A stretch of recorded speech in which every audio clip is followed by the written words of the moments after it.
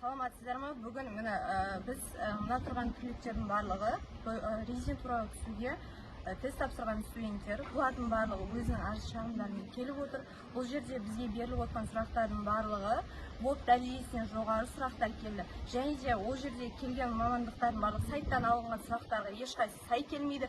және де барлығы өзгертілген. Бұл жерде барлығы бізге ВОП-тың дәрежесінен жоғары болып түскен. Ал кейбір мамандықтар бар, мүлде стоматология ВОП-қа қатысы жоқ. Ол мамандықтарды мүлде басқа ВОП-тың сұрақтары берілген. Олар бізге сай келмейді, бізде оқыған жүйеміз бойынша да келмейді.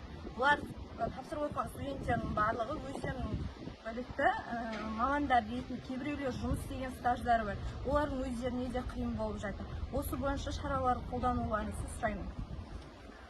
Здравствуйте, господин Тукаев и Саят Нурбек.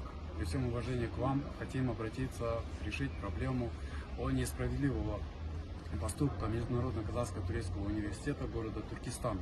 Нам было сказано, что 30% будет от 7-годового обучения по специальности ВОП вопросы и 70% по выбранной траектории.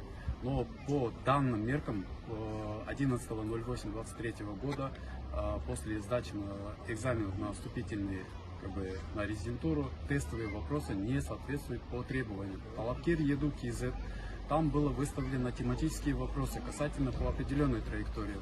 Тесты по данным меркам тоже не соответствуют. А тестовые вопросы где-то 60-70% они соответствуют уже для профильных специалистов, которые имеют более 1 года.